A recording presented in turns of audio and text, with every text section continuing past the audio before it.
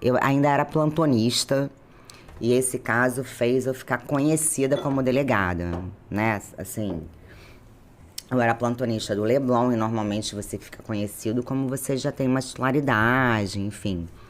Mas nesse caso, foi um caso até inusitado e conhecido. Também, se o pessoal puser no YouTube, vai aparecer pra caramba.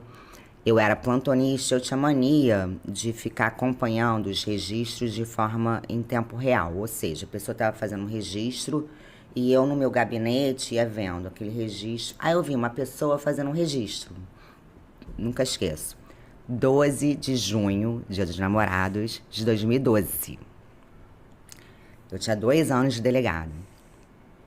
Aí o rapaz, era um rapaz homossexual, que fez um trabalho por acreditar, né, na religião, que ele traria a pessoa amada em 3 horas. Então ele procurou o pai Bruno, ele era um morador do Leblon. Procurou o pai Bruno, que era de Caxias, para fazer um trabalho que traria a pessoa amada dele em 3 horas. E aí, não trouxe a pessoa amada em 3 horas. Aí depois, olha, o seu santo tá muito amarrado.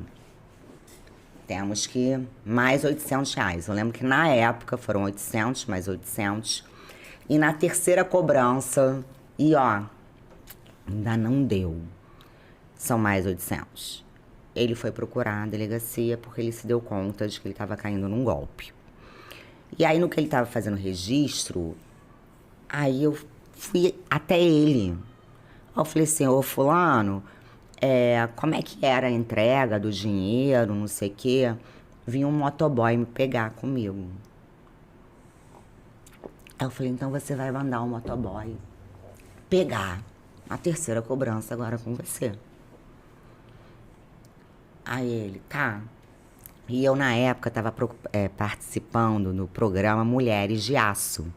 E para quem quiser ver também no YouTube, isso está gravado. Parece que foi assim, o carro da gravação da Mulheres de Aço estava assim, do lado. Porque eu marquei com o motoboy no posto de gasolina. E aí o motoboy parou do lado tipo, do carro que estava gravando. Então parecia que estava tudo programado, né? E aí a gente marcou com o motoboy. Aí prendi o motoboy em flagrante, porque ele fazia parte da extorsão. Porque o que acontecia? Ele estava sendo extorquido permanentemente. Enquanto ele estava na delegacia, o motoboy, as secretárias do pai Bruno e o pai Bruno ligavam para ele dizendo que se ele não desse aquela quantia, além dele não ter a pessoa amada de volta, ele não ia ter mais ereção. Enfim, e a pessoa que contrata um serviço desse acredita no serviço, certo? Então ele se valia da fragilidade emocional da pessoa, da crença da pessoa, para extorquir a pessoa. E tudo isso foi gravado e tá nesse programa do Mulheres de Aço. Esse programa foi de onde, doutora? Foi da Globo, mas é aquela Globo que não é... Como é que é? Depois eu vou lembrar, vou te falar. Porque aí depois todo mundo vai querer ver, eu já tô curioso pra ver. Eu vou falar. Enfim, e aí tá lá no YouTube. Se você botar Mulheres de Aço, Pai Bruno. Mulheres de Aço, Pai Bruno, vai aparecer. E aí a gente acabou indo, era em Caxias. Aí eu pedi autorização pro meu titular, ele deu. E a gente foi com uma equipe mais grande, na época a gente tinha mais policiais, a gente foi para Caxias e prendemos o pai Bruno em flagrante. E assim, foi uma coisa que me marcou, porque a casa dele era em Caxias, tinha muitas imagens, né, aquelas imagens de coisas ruins. Ele negava tudo, né, do que ele fez, mas ele foi reconhecido pela vítima. E depois, se vocês puserem também, isso foi em 2012, né? Me marcou muito. Foi o caso que mais me marcou.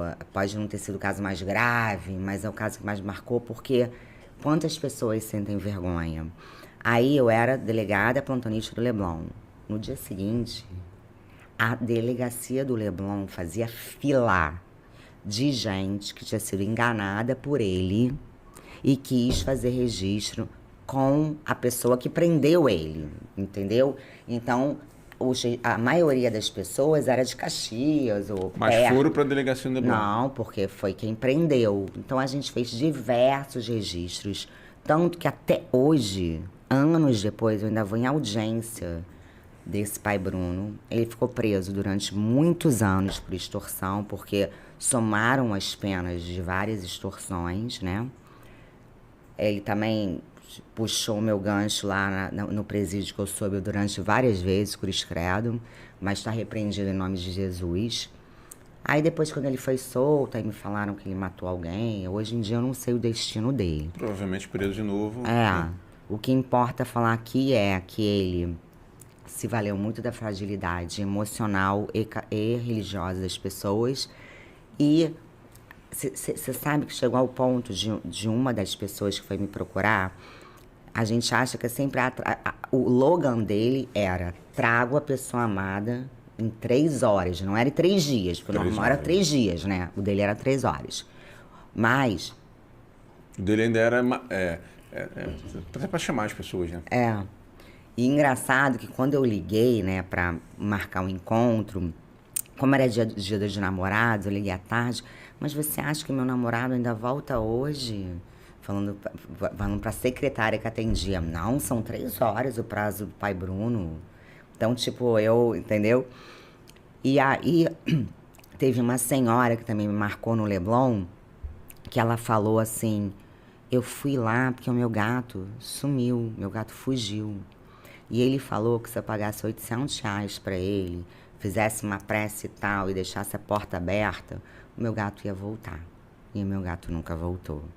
Então você vê que ele se valia da fragilidade emocional em vários aspectos, né? Tanto amoroso, quer dizer, o gato também era amoroso, mas eu digo não era pessoa. Não era relação carnal, era relação, né, diferente. Então, assim, isso foi um caso que acabou me dando um boom na minha profissão, porque ficou muito conhecido, né? E teve... Tanto na sociedade quanto na instituição, né? Aí foi considerado, né, lá no final do ano, como uma das prisões de mais repercussão. E aí, quando você me perguntou aqui, ó, deixa eu falar com quem eu estava falando... A pergunta foi da Carla. Carla. Então, eu teria várias prisões para falar, mas eu acho que essa, porque eu falo muito, se eu falar de tantas prisões que eu já fiz, que me marcaram, eu acho que essa foi a prisão que mais vale a pena contar aqui.